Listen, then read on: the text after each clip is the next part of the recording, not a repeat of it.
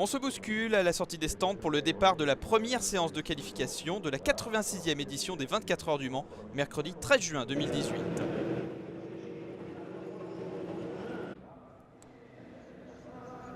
« 22h, c'est parti pour 2 heures d'essais qualificatifs. Tous les cadors sont en piste.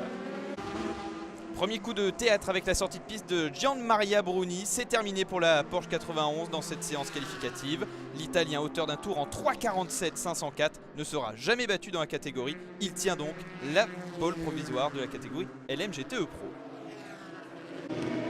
Jenson Button, lui, prend le relais dans la BR1 SMP numéro 11. Dans cette voiture, c'est Aleshin le plus rapide, auteur du 7e chrono. Drapeau jaune sans gravité avec la crevaison de l'Aston Martin numéro 90 dans la catégorie GTE AM. La voiture repartira quelques instants plus tard.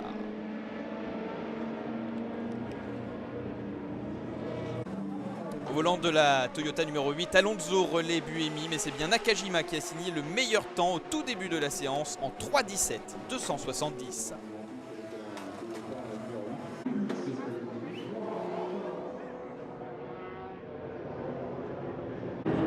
Pour Ginetta, cette séance tourne à la catastrophe. Les voitures britanniques, victimes de problèmes moteurs, concèdent près de 9 secondes sur Toyota.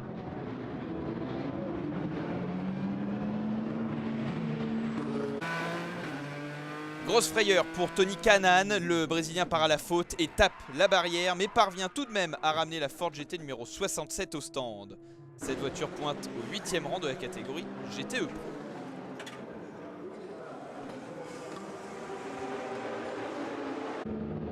Problème technique aussi pour la BR1 de l'équipe Dragon Speed qui n'a couvert que 13 tours.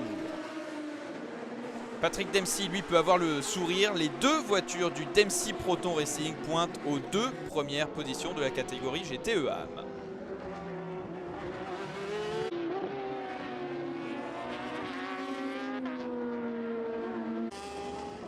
Dans la catégorie LMP2, c'est Paul Louchatin au volant de l'Oreca de l'IDEC qui est le plus véloce.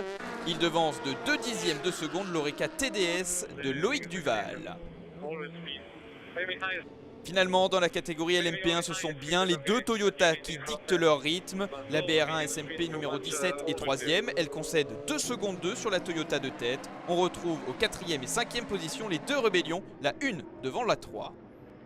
Il reste maintenant 2 séances qualificatives à tous les équipages pour sceller la grille de départ de la 86e édition des 24 heures du Mans.